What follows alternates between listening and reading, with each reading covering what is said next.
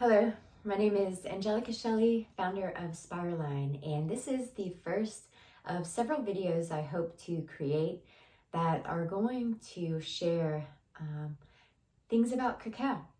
There are lots of ideas brewing away in this mind of mine, but I thought a good starting place would be to begin sharing about some of the companies that cacao products I use or that I'm exploring. And so going to get started with this one called Prophecy. Now, Prophecy I heard about through a friend.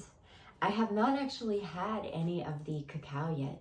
I did also get a little chocolate bar and that got gobbled up as soon as the package arrived. But I've been waiting to do an unboxing of sorts. So just a little bit more about this company. Prophecy is direct trade, meaning that there is no middleman. It's people working directly with indigenous farmers in Peru, in this case in the Sacred Valley area, not too far from Machu Picchu. And these farmers, they grow the chuncho variety, which means native. It's a native strain. And, you know, if you start to learn about cacao, you'll discover that standard chocolate, well, the cacao that it's created from is usually not going to be that type because that type is pretty hard to grow. And, you know, the type of cacao that I like to drink is going to be a little harder to grow because it's not modified, you know, to make large crops. It's still more in the traditional ways. And that's really important to me. So anyway, as you can see, there was this lovely bag that came, and the logo you can see pretty clearly on here. But a little bit about the name and the logo. So it's based around this prophecy story of the eagle and the condor. The eagle representing sort of the northern Americas and the mind, and the condor representing the southern Americas and the heart. And this story basically, you know, explains that there was a time, would have been during colonization, when these energies got out of balance and that there was a lot of chaos, a lot of things that happened, but that eventually, you know, several hundred years later, things would come back into balance. And that was the prophecy. And so they're doing their part to bring that balance. Another thing I'd like to share about this company is that they donate 10% of their profits to organizations across North and South America that support indigenous communities. And so it's really beautiful, I think. A couple other things that came, a sticker, which I wasn't expecting. And then this is pretty cool, it's the quarter, but just it's like a postcard. And it explains the farmer's name, the farm name, the location, and it's just like a little message that's explaining a little bit about their family, and since childhood, you know, he loved to drink hot chocolate, and you know, and then he became a farmer to grow cacao. And so anyway, just some really nice little personal touches. Something else that is a little different is that these are hand packaged. I mean, as you can see, it's wrapped in paper and two different types. So lucky me, I'm going to be trying two different types of cacao. We have the Ocabamba, 0.8 pounds, and Potrero, 0.2 pounds. So I thought I would go ahead and unwrap these and we can see what's inside together. But this type of cacao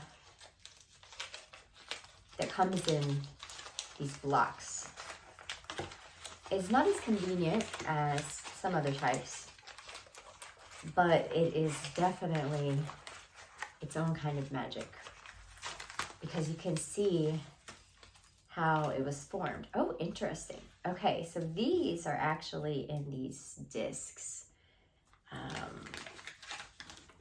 Kind of thick discs and stamped with the logo.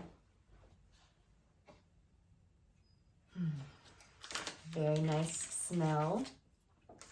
And then let's discover what's inside the other one.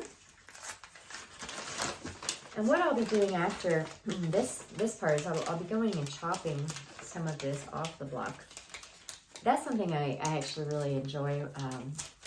It does take some time, but it's just a special feeling. Wow. Okay, this is this is quite beautiful.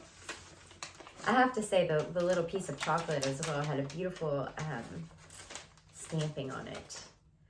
All right, so here we have a nice block, and look at that. Oh my gosh.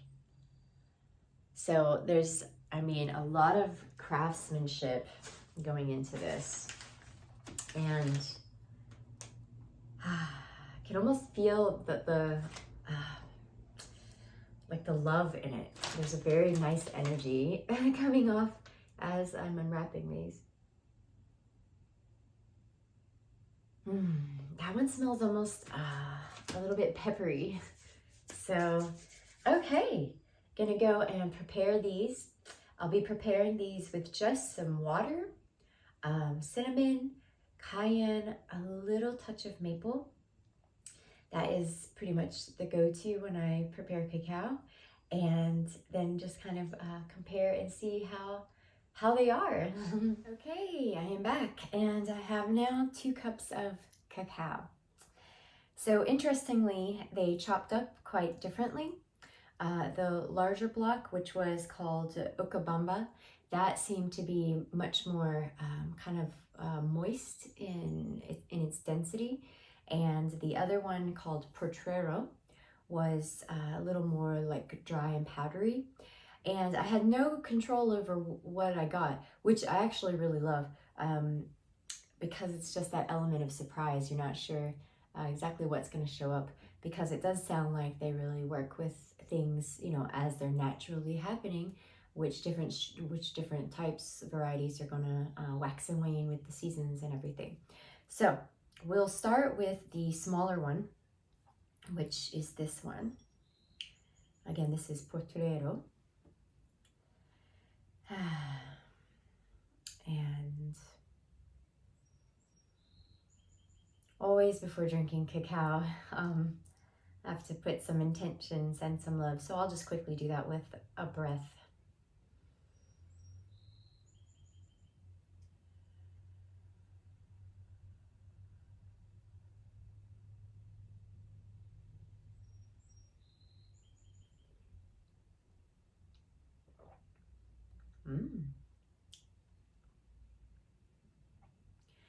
It's very flavorful. And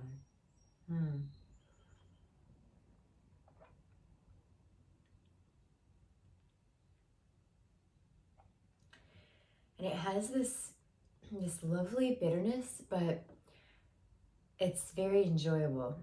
Sometimes cacao can be very bitter, and I've learned that it has to do with the way it's fermented. Different amounts of time, different temperatures, and different things apparently affects that greatly. And yeah, okay, hold on, one more.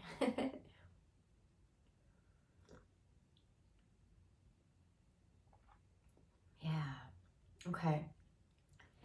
So very flavorful, a slight bitterness, but a very enjoyable bitterness. And the texture is really nice. I really like that one. Okay, now let's see about Okabamba.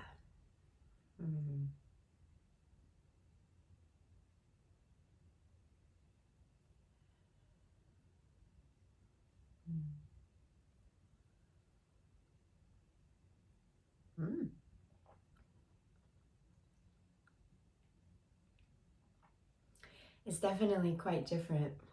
There's an interesting note in there, but I can't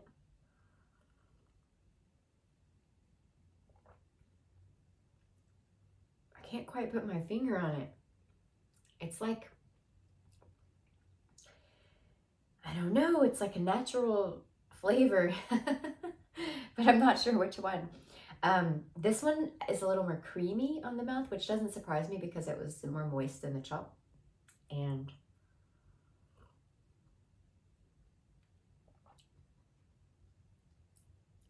You know, it's almost a floral flavor. And so here's another interesting thing about some strains of cacao.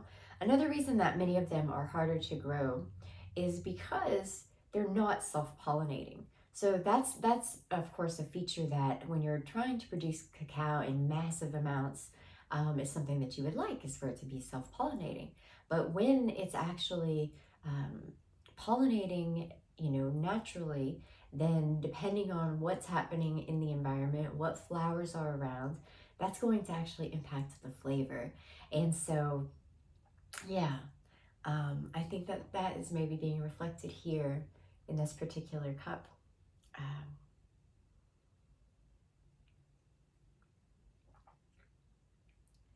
yeah, it's almost got a floral note, which honestly I don't know that I've had in cacao quite like this. So, wow, okay. I'm going to enjoy the rest of this on my own. But I just want to, yeah, again, prophecy cacao has come through. Um, Everything from, you know, just the beautiful chocolate to these flavorful, unique cacaos, both quite creamy, which that also can be a little bit of an issue sometimes when it's in like a bar form. Um, if you're ever finding that your cacao just doesn't seem creamy enough, adding a little coconut oil or a little ghee is actually a really good way to help it cream up. But these have plenty of fats in them. And also, yeah, I think I can just, it's almost like I can, especially in the second one, I can taste the environment. So really beautiful. Um, really love their mission and all the small details. So hopefully you have found this useful and enjoyable. If so, please hit subscribe because there's going to be a lot more videos coming where I'll be talking about different types of cacao and other things as well. So thanks for watching. See you next time.